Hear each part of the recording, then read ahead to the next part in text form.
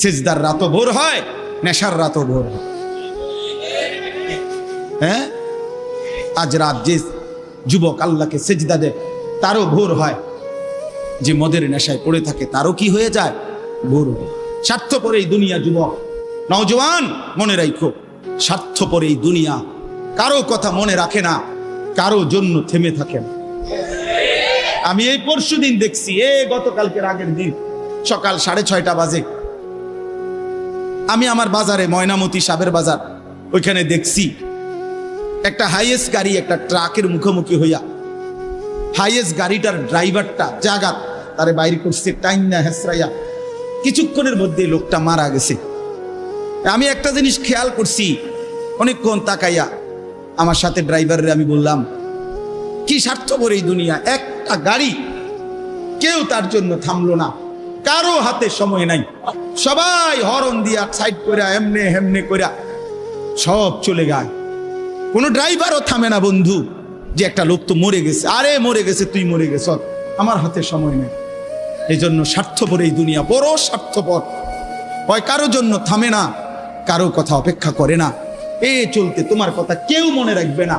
তুমি যদি নষ্ট হয়ে যাও, তুমি যদি কবরে আযাব হয়, তোমার যদি জাহান্নামের আগুন তোমারে পুড়তে হয়, আল্লাহর কসম বন্ধু, তোমার পতন তুমি করে দিলা, নিজেরে নষ্ট তুমি করে দিলা, শেষ পর্যন্ত দেখবা কেউ তোমার কথা মনে রাখবে না। এই পৃথিবী ধোঁকা, ধোঁকা। চলো এই জন্য আল্লাহর দিকে ফিরে আসি। ইল্লা মান তাবা ওয়া আমানা ওয়া আমিলা সালিহান, আল্লাহ বলে যে গুনাহ ছেড়ে দিয়ে তওবা করলো, আমি আল্লাহকে বিশ্বাস করলো এবং পুনরায় আবার নেক আমল শুরু করে দিল, ফাউলাইকা ইয়াদখুলুনাল জান্নাহ, আমি আল্লাহ ওয়াদা দিলাম, আমি আল্লাহ তাদেরকে জান্নাতেই ঢুকায়া দেব।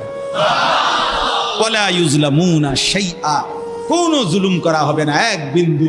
অর্থাৎ পেছনের গুনার জন্য আমি লজ্জা দেব না, বরং তওবা করার কারণে, ফিরে আসার কারণে, নতুন করে আবার নামাজ সেজদা বন্দিগি পাক পবিত্র জীবন চলার কারণে এখন থেকে নিয়ে বাকি জিন্দেগির আমলের বরকতে জান্নাত দিয়ে দেব। এই জন্য প্রিয় সন্তান, প্রিয় কিশোর, নওজওয়ান, যুবক, চলো ইনশাআল্লাহ বদলাইবার সিদ্ধান্ত নেই। সবাই এই পরিমাণ শাহওয়াত, এই পরিমাণ অবৈধ কামনা বাসনা, নারী ছবি, অশ্লীলতা, বেহায়াপনাতে মাতাল হয়ে গেছে বন্ধু চারিদিকে, সমাজের চারিদিকে। হজ্জের সফরে ছিলাম, যে কয়দিন যাই খোঁজ খবর নিছি, দেশের খবর একটাই, হত্যা, খুন, ধর্ষণ, নারী নির্যাতন। আর সবচেয়ে আশ্চর্যের কথা হলো, আমি মনে হয় আমার এই ছোট্ট হায়াতে গত 30 বছরে আমি যেই কথাটা এতবার শুনি নাই, গত 2 মাসে বারবারই শুনি চারিদিকে পরকিয়া। এটা এই পরিমাণ সমাজে বেড়ে গেছে, অসভ্যতা, যে স্বামী থাকতো নারী অন্য পুরুষের প্রতি আসক্ত, স্ত্রী থাকতো ওই জানোয়ার অন্য নারীতে আসক্ত, এটা খুব বেশি পরিমাণ বেড়ে যাচ্ছে, যার কারণে আপনজনকে হত্যা করতে পর্যন্ত লজ্জিত হচ্ছে না। এর চাইতে বড় আশ্চর্য, আশ্চর্য বাংলাদেশে এর চাইতে বড়, এর চাইতে দুর্ধর্ষ হত্যার ঘটনাও 2 দিনে কি হয়ে যায় খবর বোঝা যায়, কিন্তু এখানে কেন বোঝা যাচ্ছে না? বোঝা যাচ্ছে এটা স্পষ্ট, আপনজনের এটা ধামাচাপা দেওয়ার জন্য সব রকমের প্রসেসিং করা হচ্ছে, সব প্রসেসিং করা হচ্ছে। অসহায় ইমাম মুয়াজ্জিনকে বেইজ্জতি কেউ করতে পারে নাই, কোন আলেমে দ্বীন ইনশাআল্লাহ বেইজ্জতি হবেও না ইনশাআল্লাহ। মনে রাখি, মনে রাখি, গতকালকে রাত্রেও আমাদের কুমিল্লায় গত 3 মাস আগে একজন আলেমে দ্বীনকে একজন প্রিন্সিপাল বেইজ্জতি করছিল, অপমান করে সামান্য অজুহাতে মসজিদ থেকে বিদায় করে দিছিল। ওই কলেজের ছেলেরা গতকালকে রাত্রে ওই মসজিদের ভিতরে ঢুকাইয়া 9 ঘন্টা আটকাইয়া তারে, তার হাতে ছাত্রদের উপস্থিতিতে তারে পদত্যাগ পত্র দিয়া ঘাট ধরে কলেজ থেকে বের করে দিছে। আল্লাহ তাআলা বেইজ্জতি করে দেখায় দিছে। ছাত্ররা বলছে, স্যার সই দেন, আপনারে 50 টাকা দিব। মানে 50 টাকা, 100 টাকার লোভ সামলাইতে পারেন নাই, নেন পদত্যাগ পত্র, সই দেন। এই জন্য দোস্ত, নারীর আসক্তি, জিনা, বেবিচার, পরকীয়া, অসভ্যতা, যুবক ভাই তোমরা বাঁচতে হবে। নওজওয়ান, আল্লাহ যদি হায়াত দেয় তোমরে, আগামী সময়টা তোমরা তো পৃথিবীতে থাকতে হবে। এই সমাজ, এই দেশ তো আলাদা করতে পারতা না, তুমি তো এই জমিন ছেড়ে দিতে পারতা না বন্ধু। সম্পদ যদি হয়, তোমরা সব ছেলে তো একসাথে চাঁদের দেশে যাইতে পারতা না, আরেকখানে যাইতে পারতা না। এই সমাজ নিয়ে বাঁচতে হবে, এই দেশ, এই মাটি, এই এলাকা নিয়ে তো তোমাদেরকে বাঁচতে হবে ভাইয়া। তাহলে এই সমাজ যদি তোমরা এভাবে নষ্ট করে দাও, তোমরা যদি সবাই বেনামাজি হয়ে যাও, নারী, ছবি, মোবাইলের অস্থির দৃশ্য ছাড়া যদি তোমাদের রাত না কাটে, দিন না কাটে, আগামী 20 বছর তোমরা সমাজ, তোমার অঞ্চল, তোমার ঘর পরিবার নিরাপদ থাকবে কেমনে? বাঁচবা কেমনে? চলবা কেমনে? চলবা কেমনে বলো ভাইয়া? 9 বছরের বাচ্চা মেয়ে যদি নিরাপত্তা না পায়, আমার সমাজ কি পরিমাণ অশান্ত হয়ে গেছে। হ্যাঁ, কেমনে বাঁচবা ভাই? তোমারও তো বোন আছে, তোমারও তো ছোট্ট বোন আছে, তোমারও তো ছোট বোন আছে, তোমার বোনেরও তো নিরাপত্তা দরকার।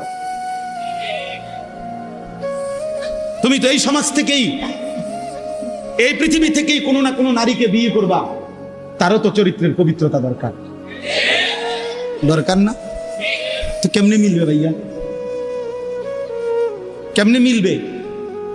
সবাই যদি এমন চরিত্রহীন হয়ে যাও, নারী ছাড়া, ছবি ছাড়া, মোবাইল ছাড়া, উলঙ্গ দৃশ্য দেখা ছাড়া তোমাদের রাত কাটে না, দিন কাটে না, আমার সন্তানরা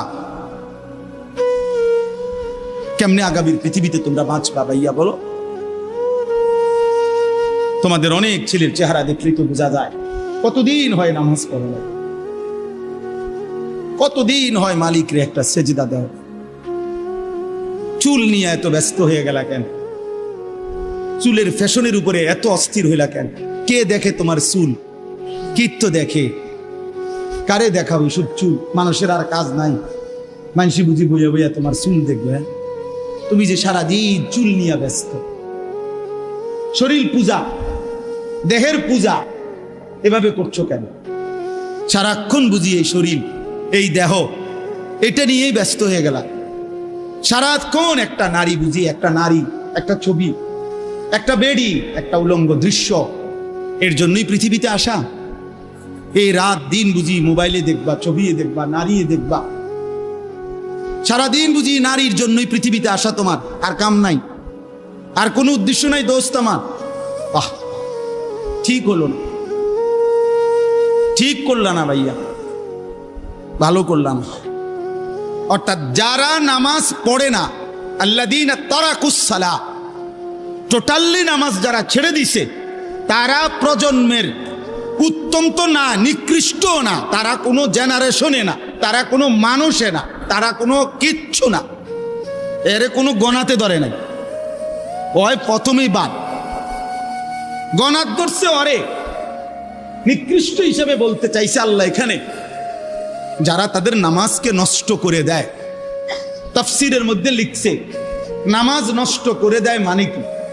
1 নাম্বার, যে ব্যক্তি নামাজকে যথাসময়ে আদায় করে না, ইউআখিরুনাস সালাহ, তাখির করে, নামাজ সবসময় দেরিতে পড়ে। নামাজ সবসময় কখন পড়ে? দেরিতে পড়ে। আল্লাহ তাআলা বলছেন ওরা ওই সমাজের নিকৃষ্ট মানুষ। ফাওয়াইলুল লিল মুসাল্লিন আল্লাযীনা হুম আন সালাতিহিম সাহুন। আল্লাহ তাআলা বলেন ওই নামাজীদের জন্য জাহান্নাম। ওয়াইল, জাহান্নামের একটি গুহা, জাহান্নামের একটা অংশ, জাহান্নামের ভীষণ আযাব। আল্লাহ তাআলা বলছে তারা আল্লাযীনা হুম আন সালাতিহিম সাহুন, যারা তাদের নামাজের মধ্যে সাহুন, অলস, নামাজকে সবসময় দেরি করে, নামাজকে সবসময় দেরি করে। জোহরের আজান হইছে 1টা বাজে, এবারে জোহরের নামাজ পড়তে গেছে 4:30 বাজে, এখন 4:30 ওটা নামাজ পড়ছে, লুঙ্গিটারে বইটা গামছা একটা কান্দে দিয়া রুকু সিজদা 3-4টা মেরে দিল আর কি।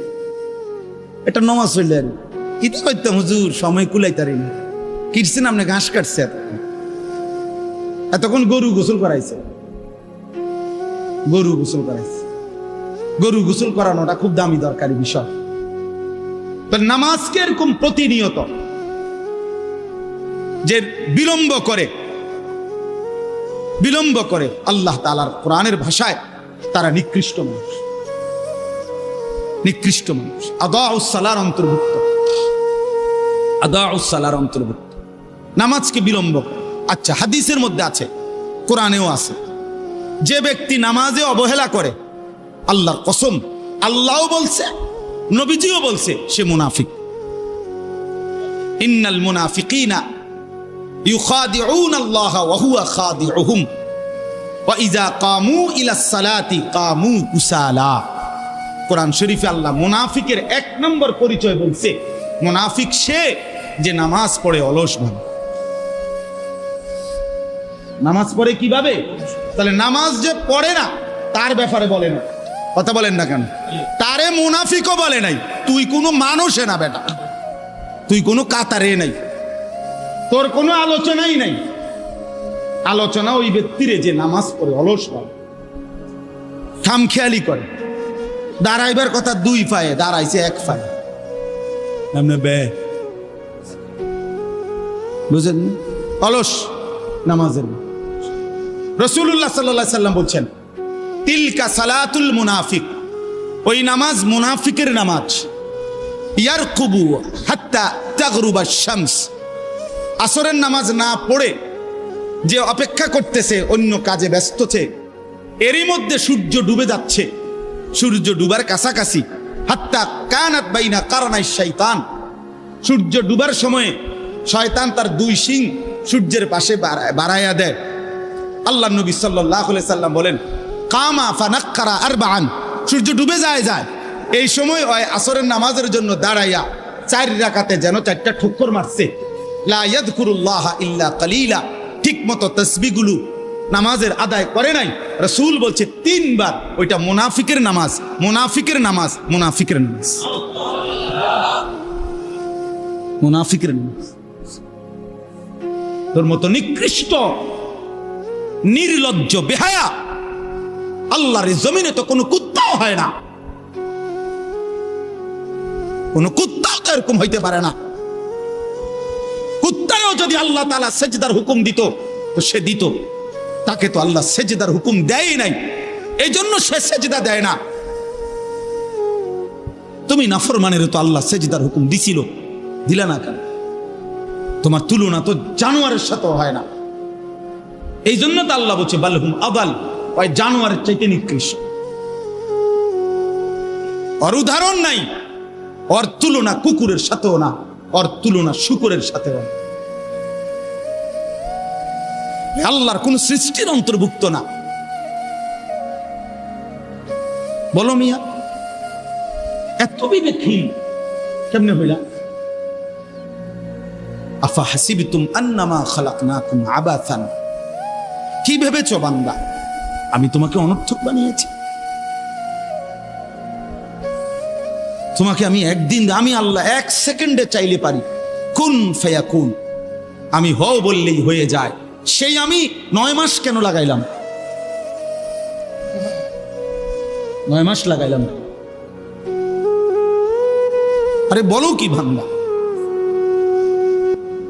নিজ হাতে খালাকতুহু বিয়াদিয়া, আল্লাহ বলেন আমি আমার নিজ কুদরতি হাতে আমার বান্দাকে আমি বানাইছি, আমি বানাইছি। বড় যত্ন করে 1 ফোঁটা নাপাক পানির মধ্যে এত চমৎকার ডিজাইন পৃথিবীর কেউ কল্পনাও করতে পারে না। ইন্না খালাকনাল ইনসানা মিন নুতফাতিন আমশাজ, বীর্যের 1 ফোঁটা থেকে আমি আল্লাহ তাআলা মানুষকে বানিয়েছি। এত সুন্দর চমৎকার নাক কান ডিজাইন। কোন পানির 1 ফোঁটার উপরে, 1 ফোঁটা পানির মধ্যে কেউ কোনো ডিজাইন করুক, কি দিয়ে করবে? পানির উপরে ডিজাইন করে কেমনে? আবার রব্বুল আলামিন বলে সেই পানির নাপাক ফোঁটা দুর্গন্ধযুক্ত, আমি তার মধ্যে এমন সুন্দর একটা ডিজাইন করেছি।